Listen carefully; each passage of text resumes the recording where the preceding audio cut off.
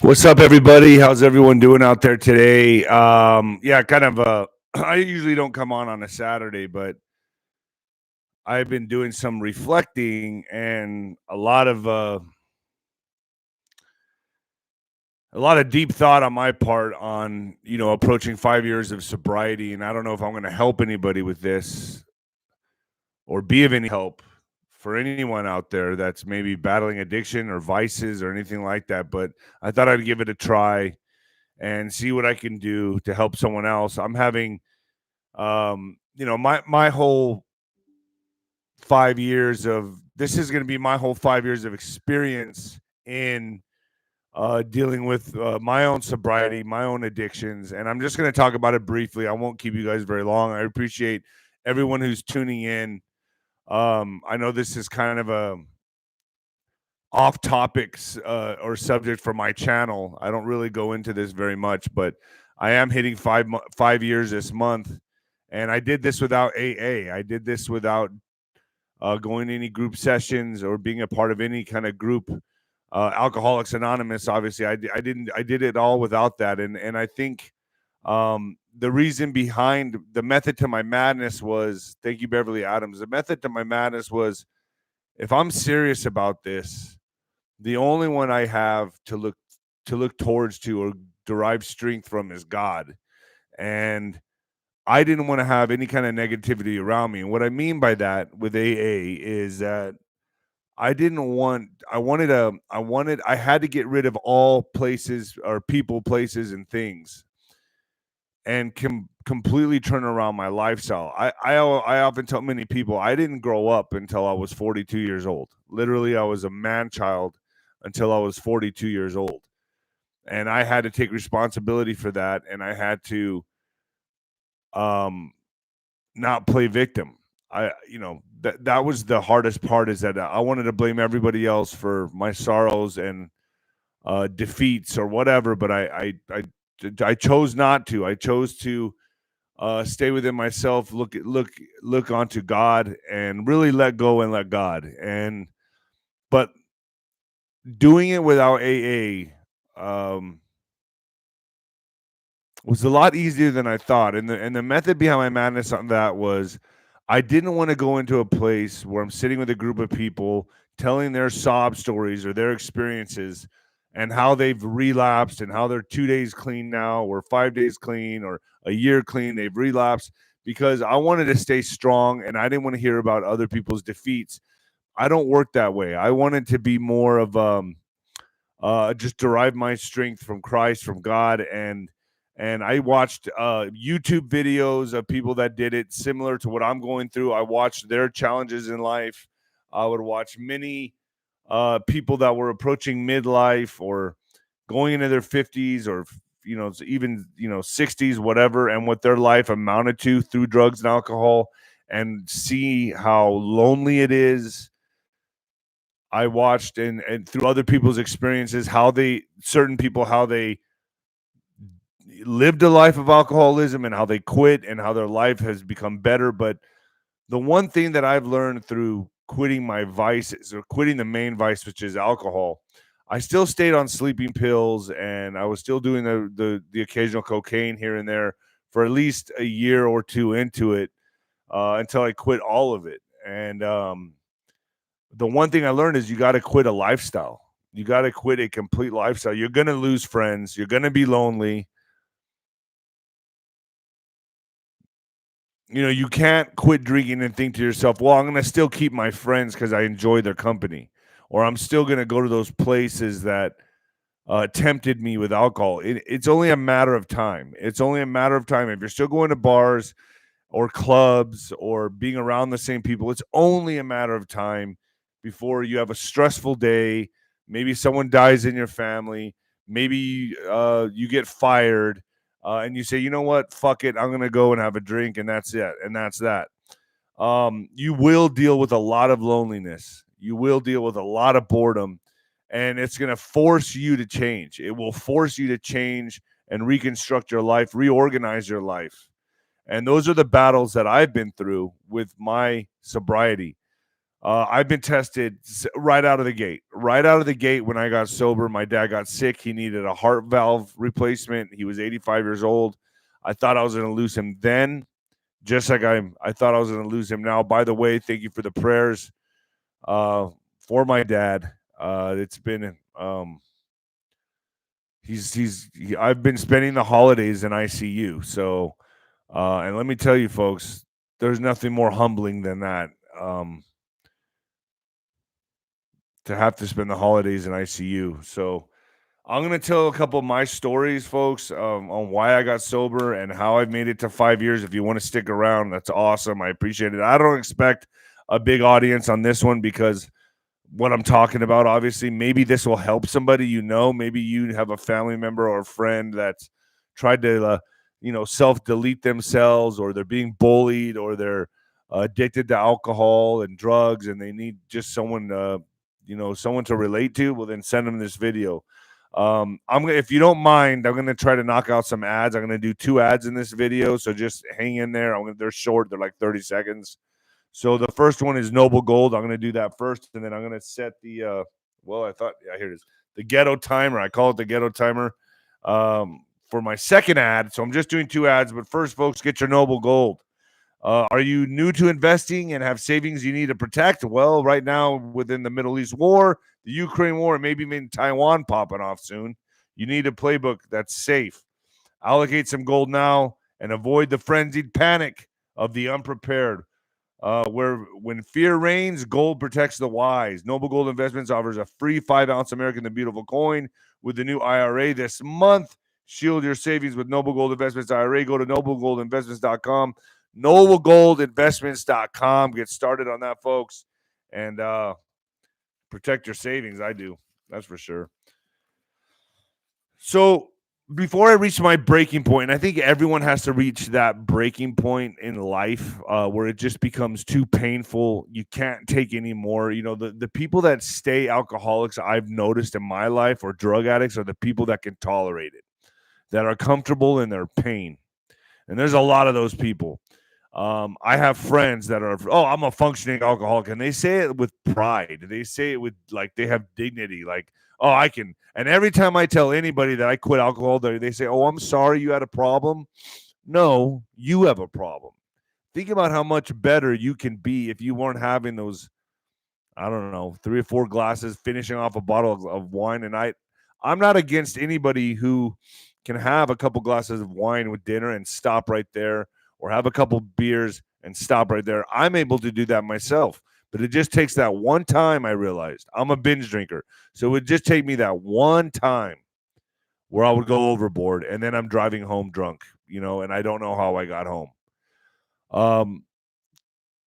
Towards the beginning of my sobriety, which was December 26th, 2019, I landed myself in a jail cell and a hospital, probably about a month apart. The jail cell came first. I was driving a girlfriend's car home, and she had a low or a dim headlight, and I didn't know it. And she had an 18-pack of beer in the front seat that, I wasn't drinking it, but I did drink a couple hours before that, and I don't think I drank that much. I drank probably a few beers and a shot, and I wasn't even really buzzed. But I thought, I'm going to be responsible. I'm going to go home. I'm going to take her car home and drive this back for her. So I did, and I was driving it back, and I see lights behind me pulling me over. Cop pulls me over, and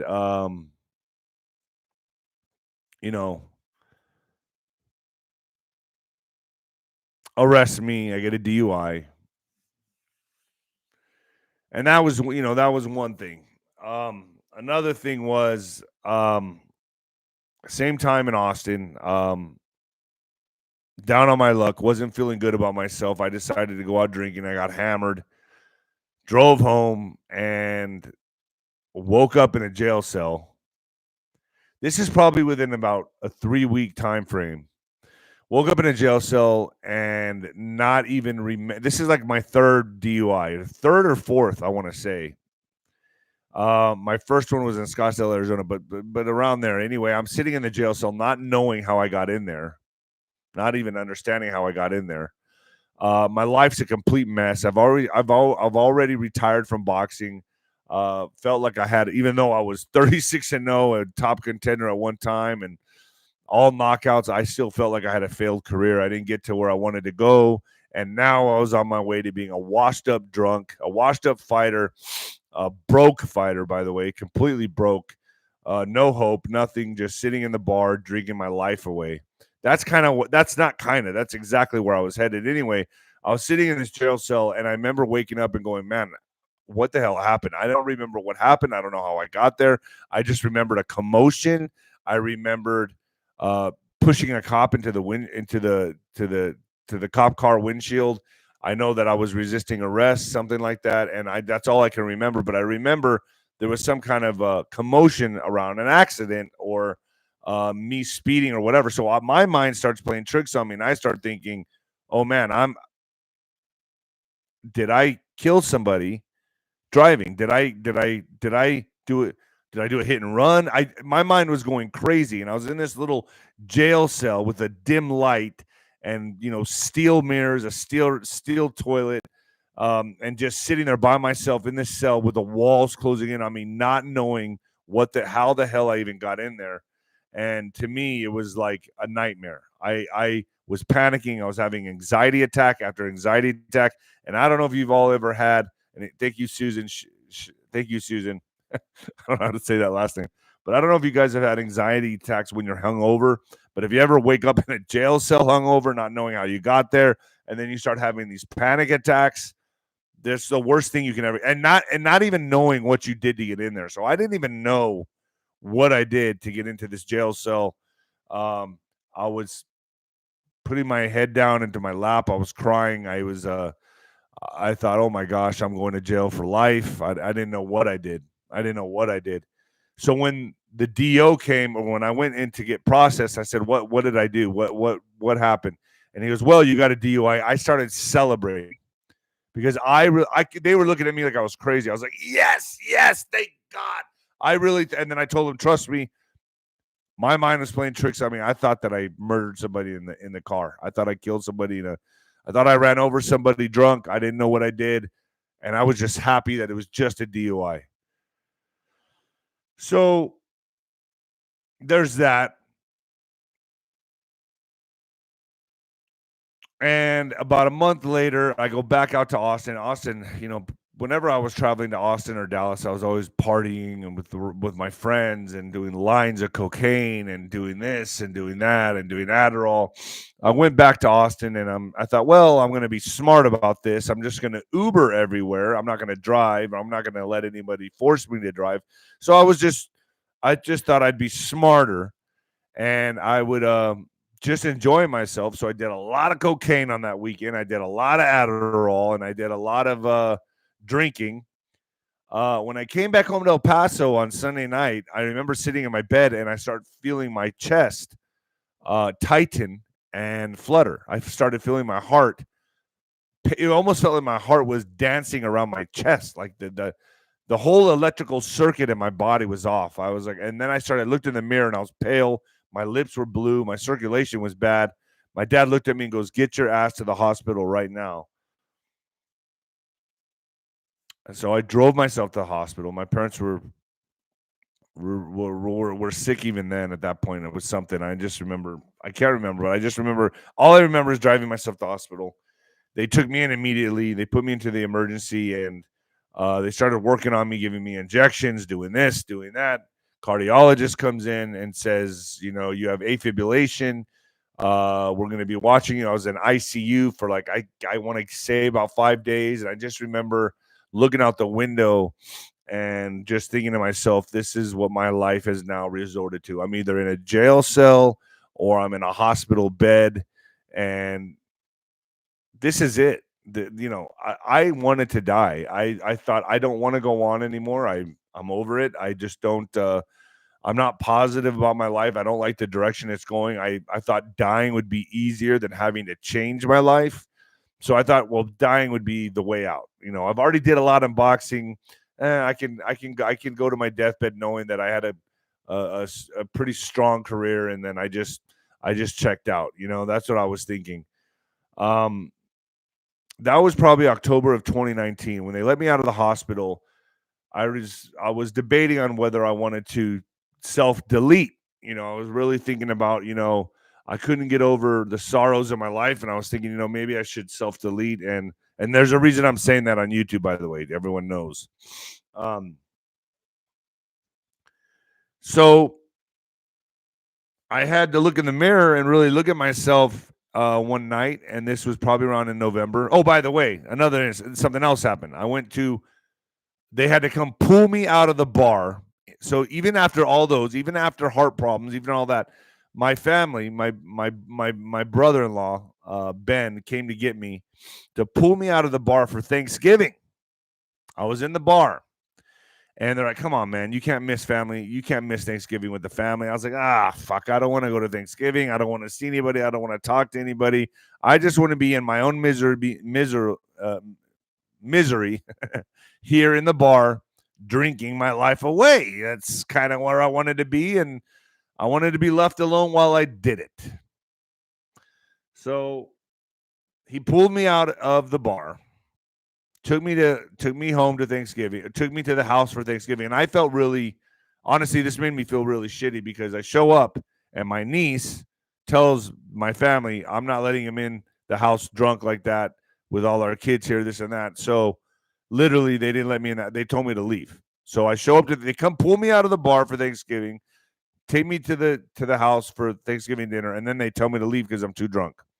I was stumbling walking in. So I said, you know what? Fuck all of you. I'm out of here. I don't want to see anybody in my family. I'm out. And I walked all the way back to the bar, which was about 4 miles. While I'm in the bar, I'm there. And I know as depressing as this story sounds, I'm just telling you the truth. I'm probably another vice of mine. So I probably took 2 or 3 girls, but anyway, I was a busy guy, and I started really thinking to myself, wow, I haven't really given God a chance in my life. And for the whole year, that whole year, I was feeling my soul, or I was really hearing the voice of God tell me, if you quit drinking, I'll open the world up to you. I'll do something big in your life. And you got to remember, folks, at this time in my life, I was at rock bottom. Rock bottom had a basement. I was in the basement, and I didn't really have any direction. So that's where I was at. I was broke. I had maybe $500 in my account. Didn't really have much. I was gambling it all away. I would go to the casino and gamble that and maybe win 2,000. Go spend. I was at the I was the poster child for a drunk, addicted gambler. I mean, it was pathetic how I was living my life. I kept hearing, if you stop this, I'll open the world for you. And I was at the bar once again on December 20. I want to say December 20, Christmas night. Christmas night. Yeah, I was at the bar Christmas night. Jeez. Man, you talk about a problem. So I was at the bar Christmas night drinking, and something came over me, and I said, you know what? If I'm gonna stop, I gotta stop right now. And I started looking at my friends that were in the bar, and I'm not gonna name who they were, but good friends. 2 of them are dead now. 2 of them are dead. 2 of them have passed. And I was in the bar with 2 of them were in the bar with me. There was about 5 of us. 2 of them have passed from alcohol and drugs. And they thought I was crazy, by the way. They would always say, Rodriguez, man, that guy's crazy. They're gone. Anyway, I'm sitting in the bar, and I said, you know what? If I don't walk out right now and put a big exclamation point on my life and end this addiction right now, at least try, at least make a statement, at least walk out of here, then I'm never going to do it. I'm never going to do it, because I can always say, I'll finish drinking the tequila tonight. I'll finish drinking the beers, and then I'll wake up tomorrow, and tomorrow I'll start to get sober. I knew I couldn't do that. I knew I'd have to make a statement. I started looking around and I go, man, in 5 years, and some of these friends are 5 years older than me. Some of them were younger than me, but the ones I was looking at was about 5 years older than me, 3 years older than me. And I said, do I want to be there in 5 years? And there was a mirror behind the bar that I looked at. And when I looked at it, I saw myself and I had a double chin. I was all oily and fucking sweaty, fat from drinking. And I go, I am that guy. I am that guy now. What makes me think in 5 years I won't be worse, in jail, or dead? So I put the beer down and I said, hey guys, I'm out of here. Oh, where are you going, man? Come on, there's some girls showing up, blah, blah, blah. I'm out. I'm out of here. I'll see you guys later. And I just walked out. Oh no, I told them I was going to the bathroom, I think. And I walked out. That was the last time I've ever drank. That was it. I left there and I came home with no direction, no money, nothing. Just knowing that, hey, I'm going to give God a chance and I'm going to try to stop drinking. Not try. I said I'm going to start. I'm going to stop. I'm going to give this a chance. I'm going to at least test God. I'm at least going to give it to God and say, okay, God, work in my life. Okay, this is up to you. You got it. Let's go. I'm not going to play victim. I'm going to prove to you that I'm right and that you're not going to work in my life. I'm going to show God that you're not going to work in my life. And I lost the bet. Not that it wasn't hard. It was it's still very difficult. I had a dream last night. I was in Vegas gambling and I was with a bunch of women and I was drinking and I was drunk and I was hanging out with like all these fighters and that was my dream last night. So this is not something that just gets easier. It's still hard.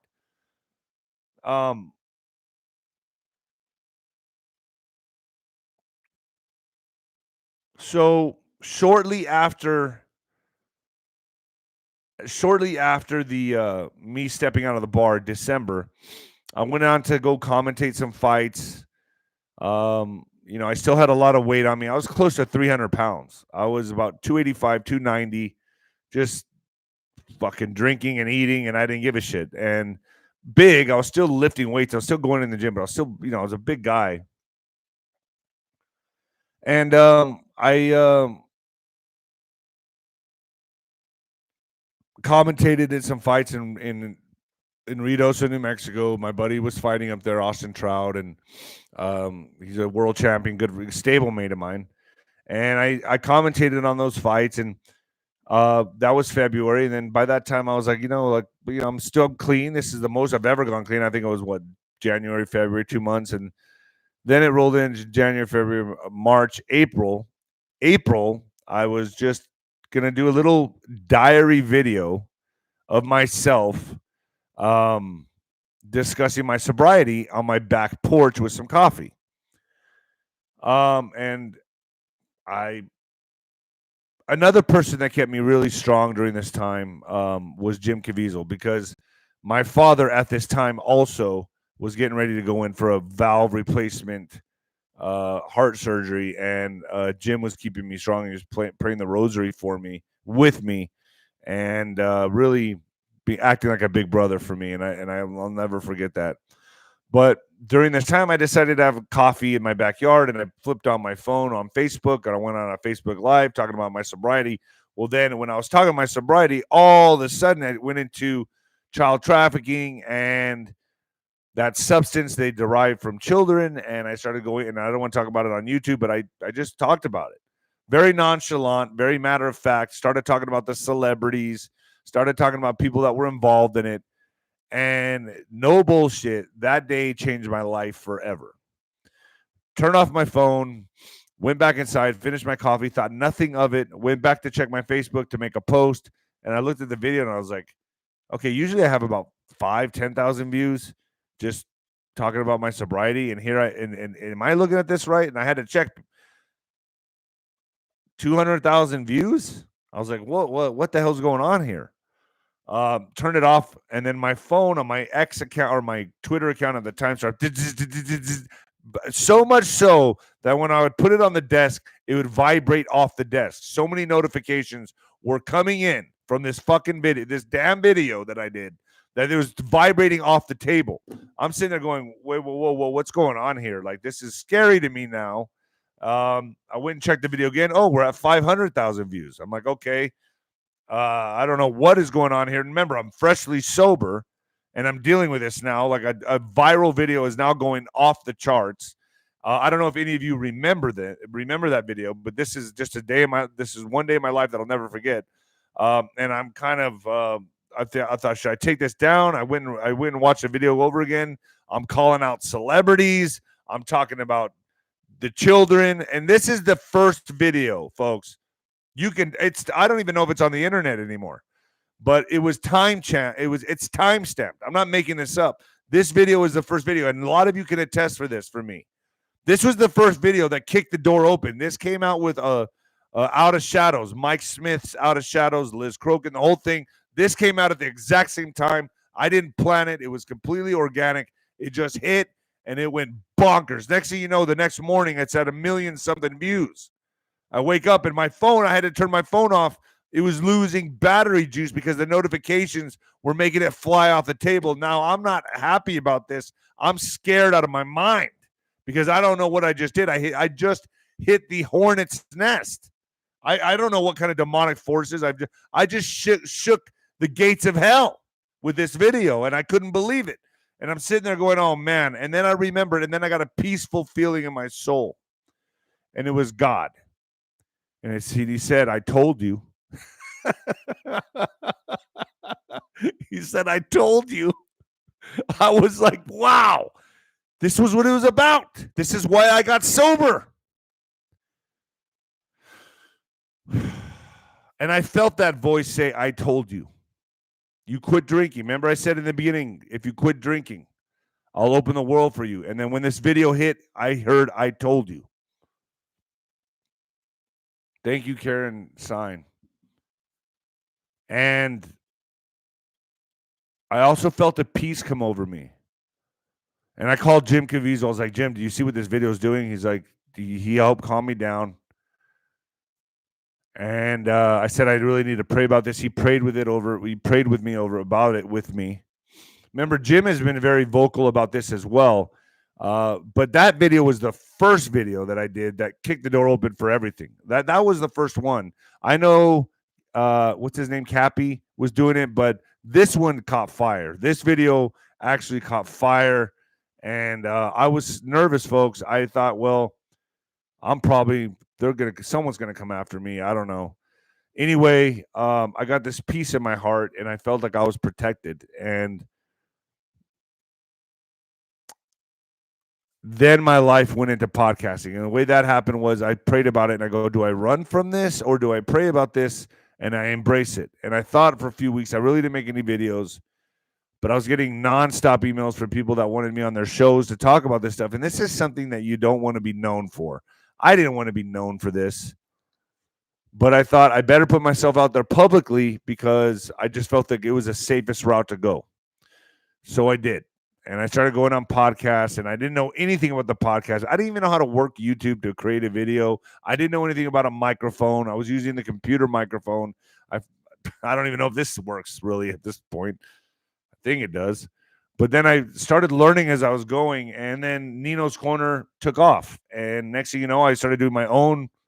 I was already doing my own sobriety diaries. So I decided to do podcasts about just begin talking to interesting people about this subject, about the war, about the whole thing. And that's how Nino's Corner.tv was born, and that's how it took off. And completely organic. I didn't put a pen to paper and create any of this shit.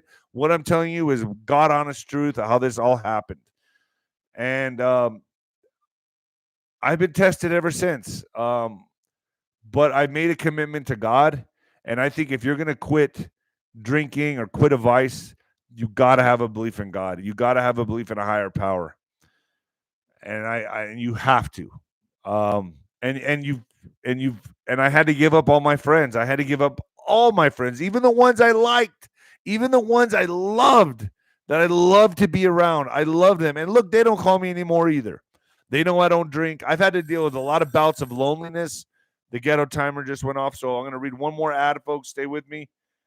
So I've had to deal with a lot of loneliness. I've boredom, I also had to reflect and look back on my life and realize how I was a slave to my impulses. If it wasn't drinking, it was sex. If it wasn't sex, it was drinking. If it wasn't drinking, it was cocaine. If it wasn't cocaine, it was Adderall. If it wasn't sleeping pills, it was NyQuil. And if it wasn't NyQuil, it was sleeping pills. I was always on. Oh, and it was Kratom. I loved Kratom. I would go to 7-Eleven and buy as much Kratom as I could and pop it and drink an energy drink with it just to get that high, that kind of euphoric feeling with an energy feeling. Oh, boy, was that good. Was that good for me? Folks, get your test boost. I'm on this stuff now. Test boost. Boost. Let's be honest, society isn't exactly celebrating traditional masculinity these days.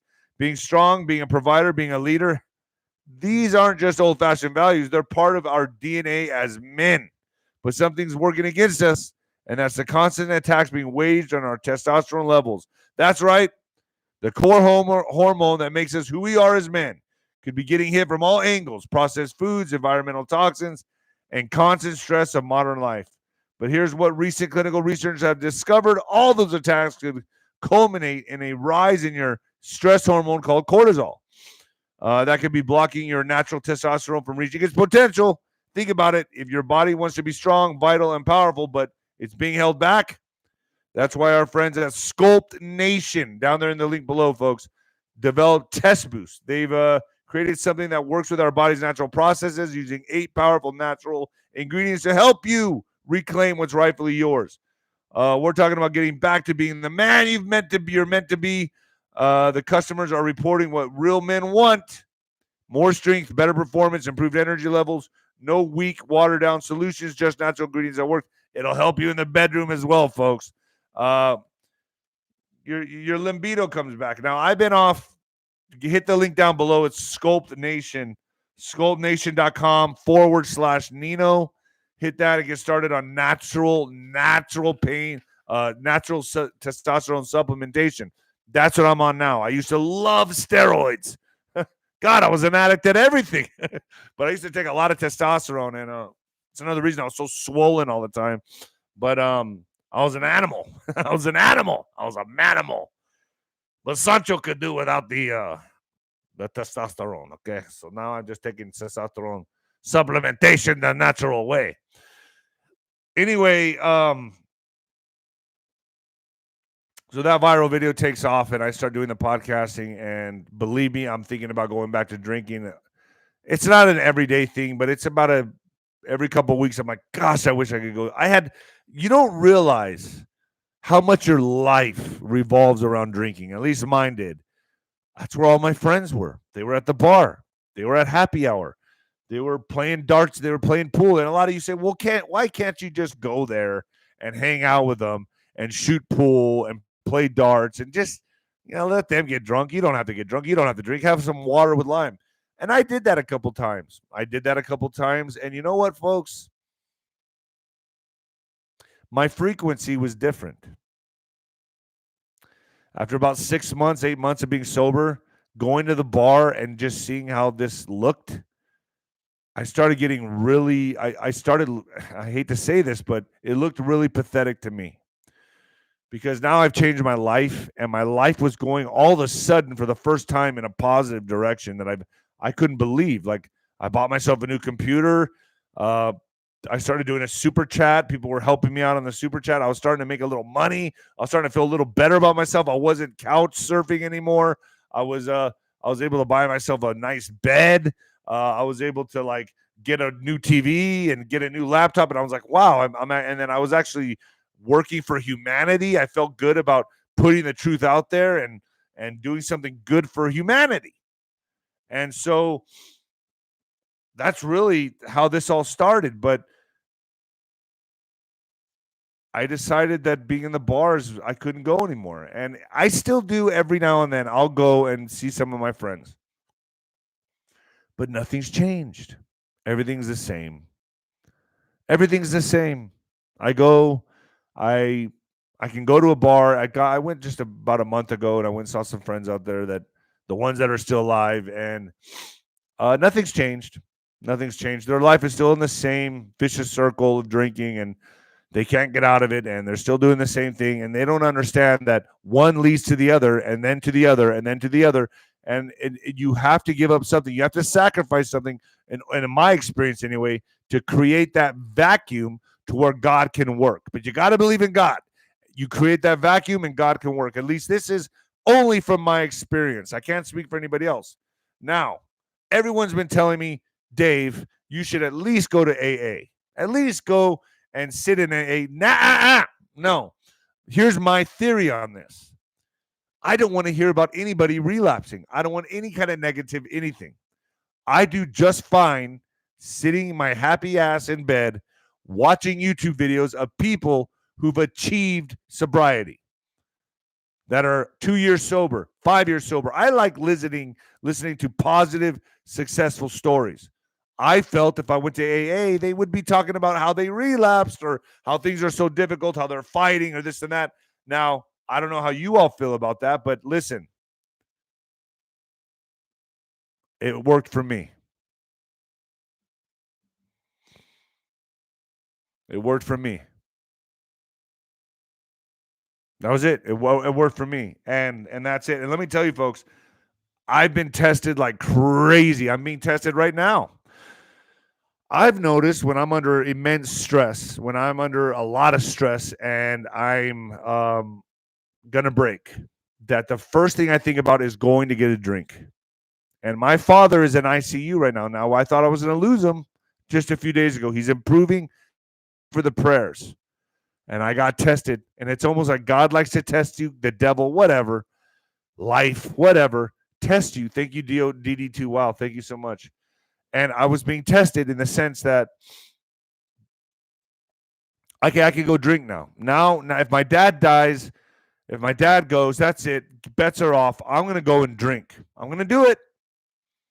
Because you know what? God, you did this to me. You did this to me, God. Jesus, yeah, you're not real. You did this to me. And that's when I was getting really tested.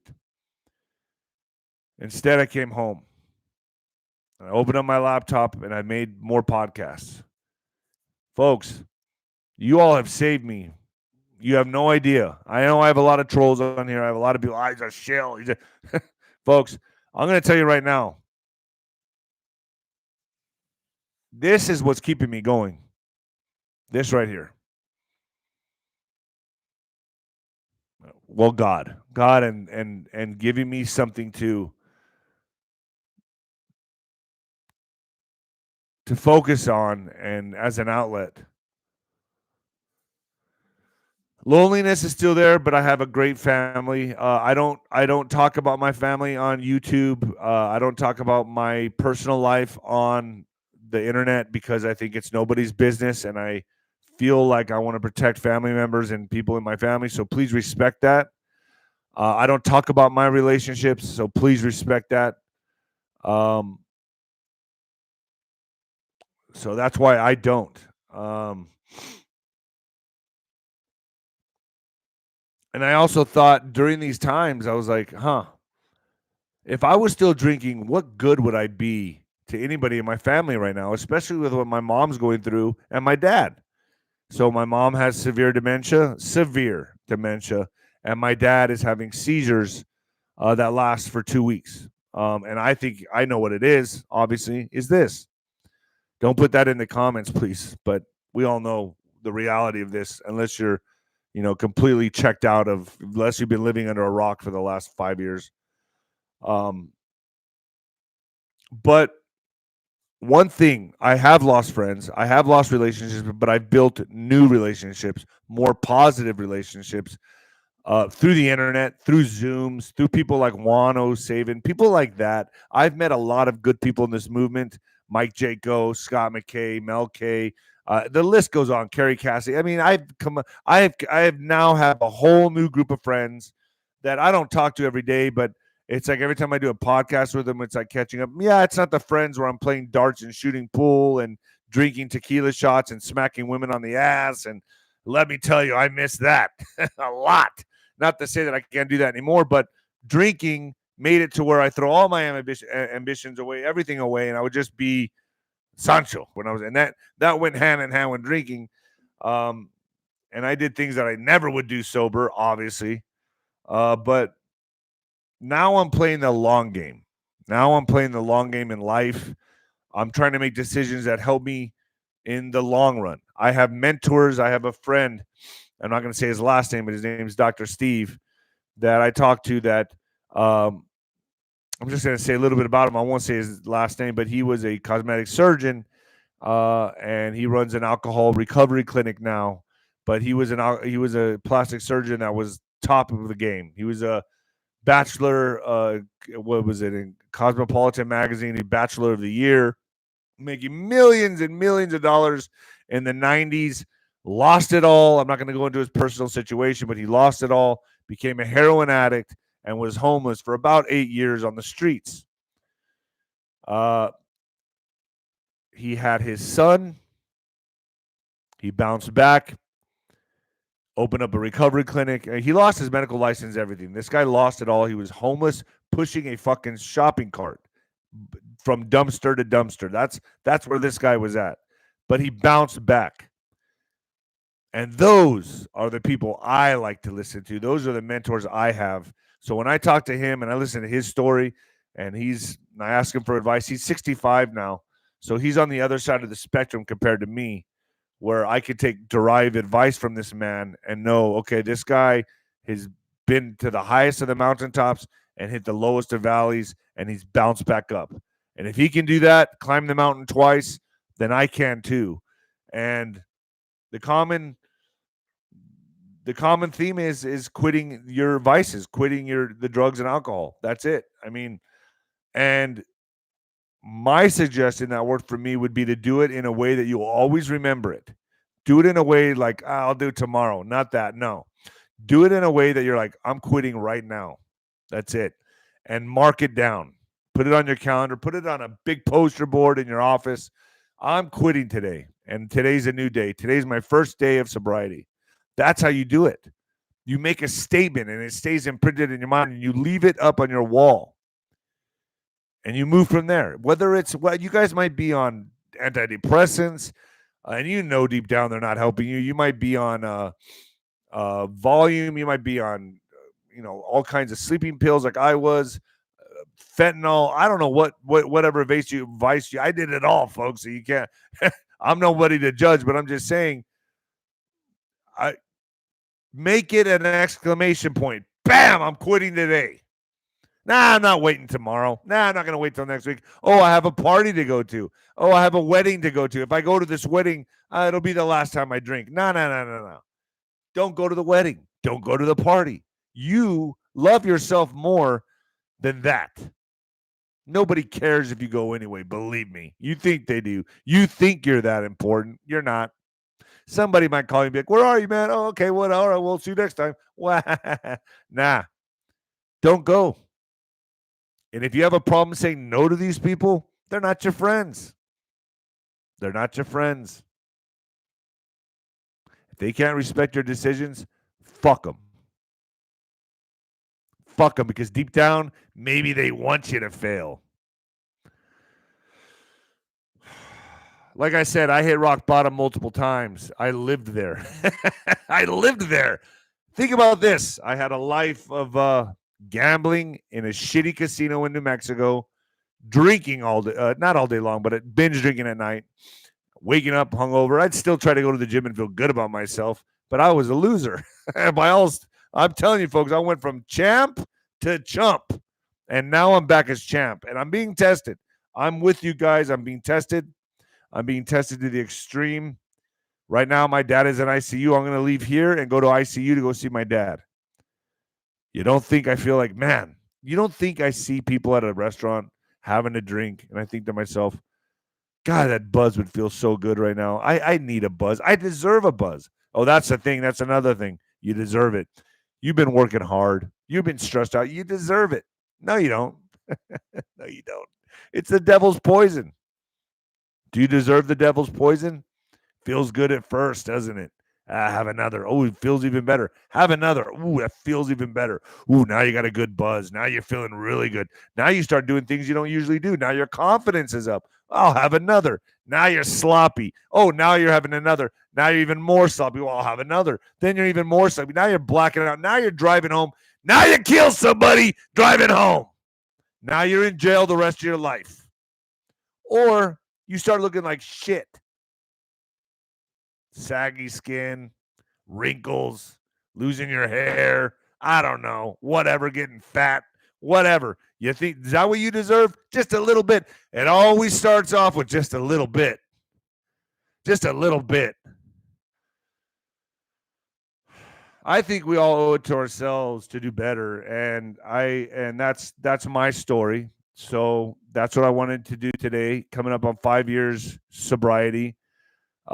December 26th is 5 years for me, folks. So root me on. I'm going there. I'm sprinting the final 100, and I'm going to sprint the rest of my life.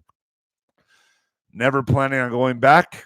And I know I'm going to be hit with some problems. I know that one day my dad soon could be, I'm in the twilight, on the windows closing like this. So I'm going to lose my dad at any time. Could it be tomorrow? Could it be in a week? Could it be in a month? Could it be in a year? My dad's going to be 90 years old. 90 years old. Thank you, Alan. Wow. You don't have to do that if you can't afford it. Don't ever do that if you can't afford it. I appreciate it, but you don't have to do that. You don't ever have to do that.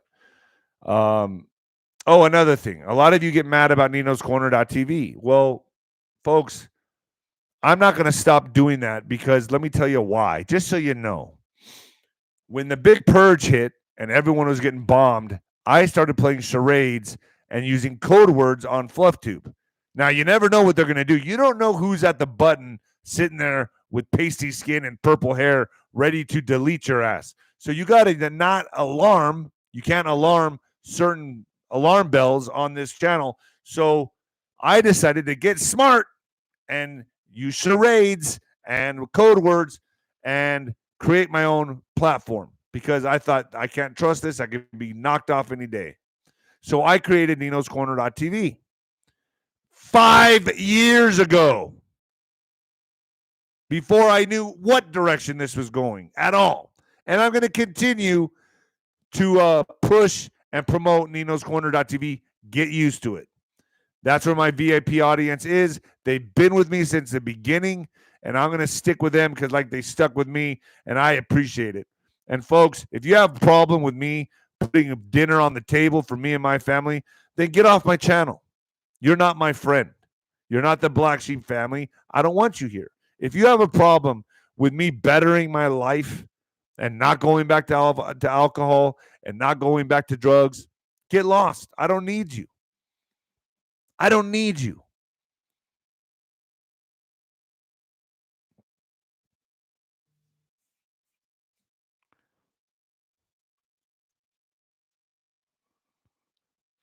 I'm putting myself on the line here. I'm wearing my heart on my sleeve for you, to help somebody else. I hope this video does help somebody else. I hope somebody can change their life by listening to my story, because I have dealt with a lot of trauma, a lot of pain, a lot of PTSD, a lot of hurt, a lot of thoughts of doing this to myself. I was broke as a joke. Bankruptcy. I mean, all of it. And I got past it, and or let's just say I got through it.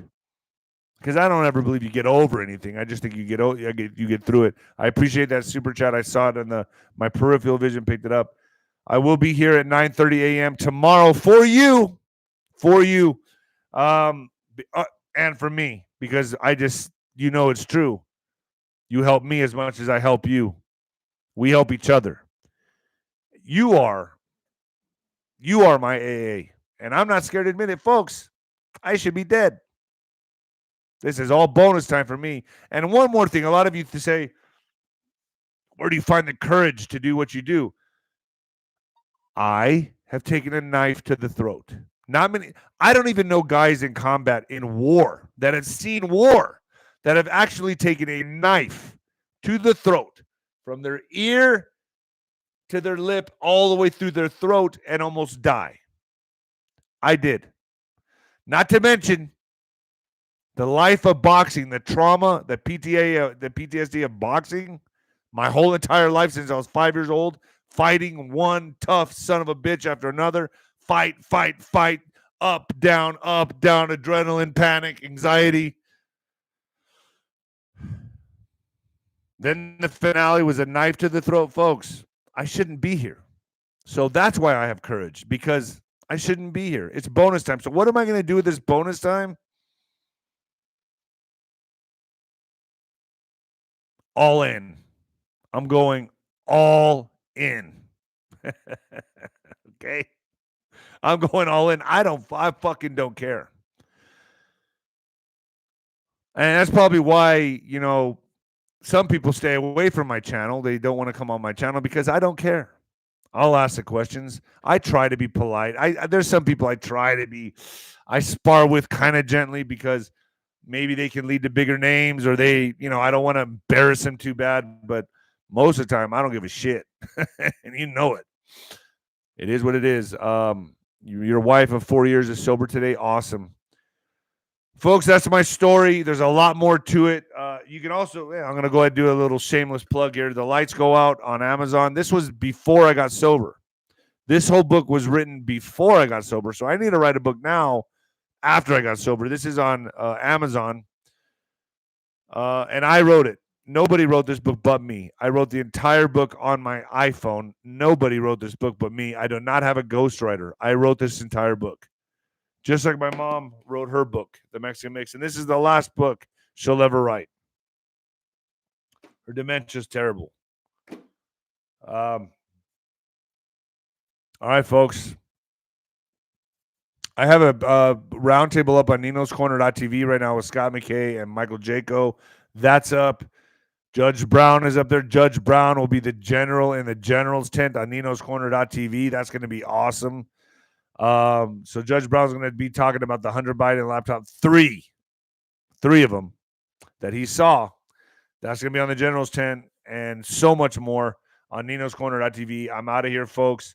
I hope my story helps somebody. I hope it helped somebody, because that's the least I can do. God bless all of you all, and happy holidays. 5 years, folks. I'm still going strong. Pray for me and pray for my family, please. God bless.